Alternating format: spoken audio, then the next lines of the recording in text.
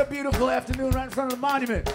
We are gonna create change in this country, aren't we? We're gonna make change, yeah? All right, that's what I wanna hear.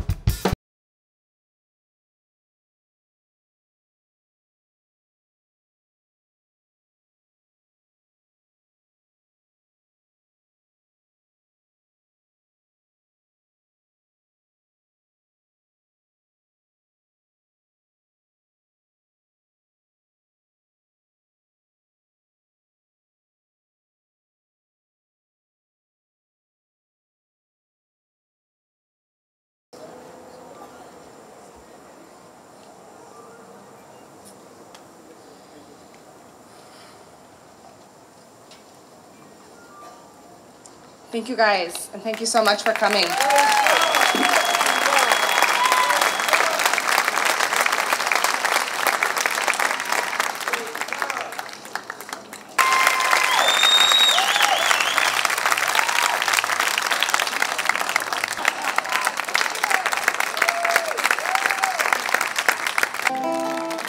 God bless you. Thank you.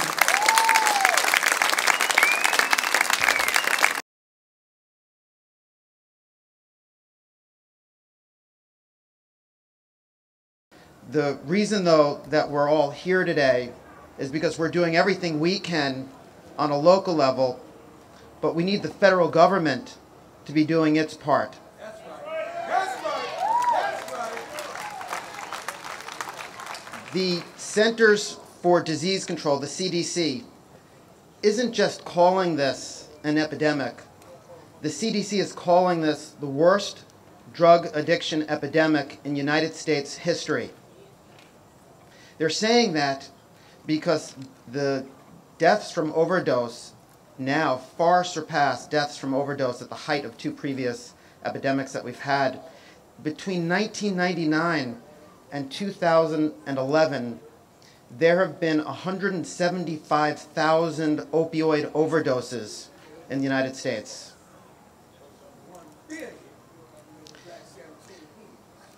Ronald Reagan was rightly criticized during the AIDS epidemic because it wasn't until 1986 and until 16,000 Americans had died of AIDS before he would utter the word AIDS in a speech.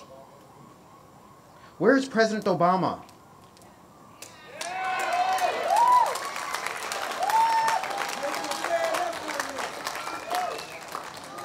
We've had 175,000 deaths and not one word from the president about this crisis.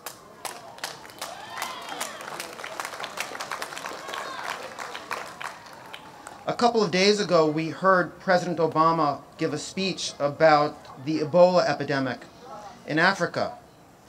And the president spoke to the United Nations and said that the U.S. and other countries have to do everything they can about the Ebola epidemic, and of course we do.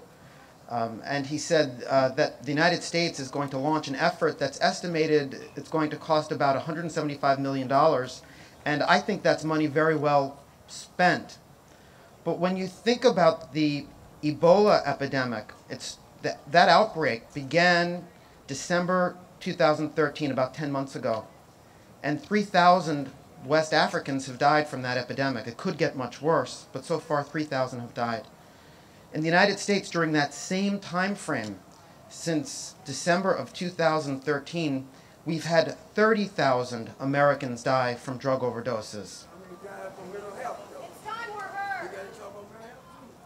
I wouldn't mind if the president didn't mention this epidemic, if he didn't speak out publicly about it, if his administration was doing the right thing about it, if he was seeing that his agencies were working together in a coordinated fashion, if the right resources were being put into this problem, then it would be okay, I suppose, that he wasn't speaking about it. But not only aren't our federal agencies working together in a coordinated fashion, not only hasn't he put the resources into this problem, he's actually cut funding for addiction treatment during the height of this epidemic. And some of our agencies, some of our federal agencies, actually one agency in particular, isn't just helping out about this problem. That agency is actually making this problem worse. And I'm talking about the FDA.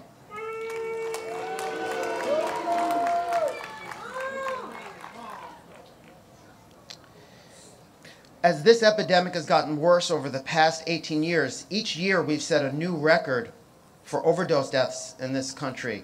And the CDC has been perfectly clear about what's causing this epidemic. They're saying it's too much prescribing of painkillers. They're saying the medical community has caused this epidemic by prescribing too much. And the message from the CDC has been very clear. We may not be able to turn this epidemic around until the medical community, until doctors and dentists start to prescribe more cautiously. While the CDC is trying to get the medical community to prescribe more cautiously, the FDA continues to approve new opioid painkillers and allows them to be marketed for common conditions. As this epidemic has worsened, they've actually opened the spigot to allow a steady stream of new opioids to be approved, including Opana, Zohydro, and Targanique.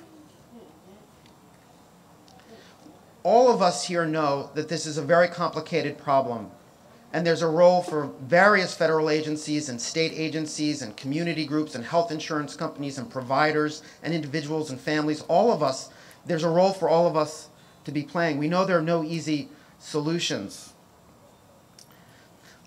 But the genie is out of the bottle now.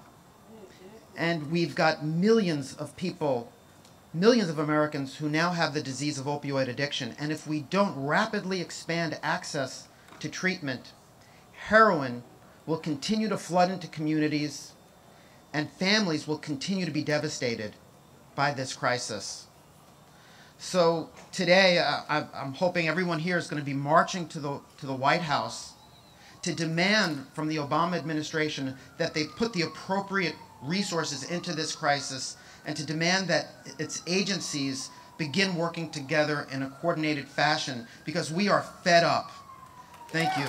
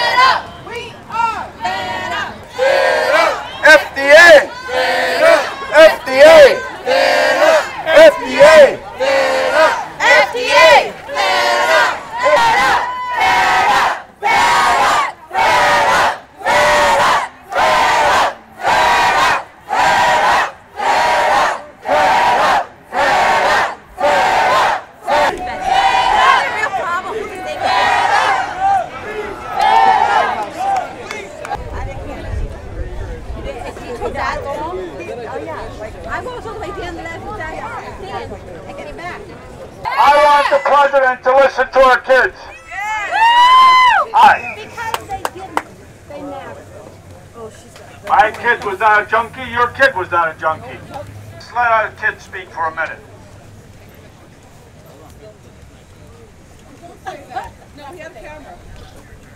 Hold your child up. Raise your family members. Raise them up. Raise your family members. Kids, let the guy who occupies our house see our kids. That's not including people like my son who commit suicide. So we're talking about over 40,000 people every year. We want FDA to follow the law and regulate drugs the way they're required to. Yes! No more pharmaceutical influencing FDA. No more. Yes! No more lobbying. Pain pills. We have 759 different pain pills. Do we need any more? No! So Hydro would be 760. Do we need any more? No! No more deaths! No more deaths!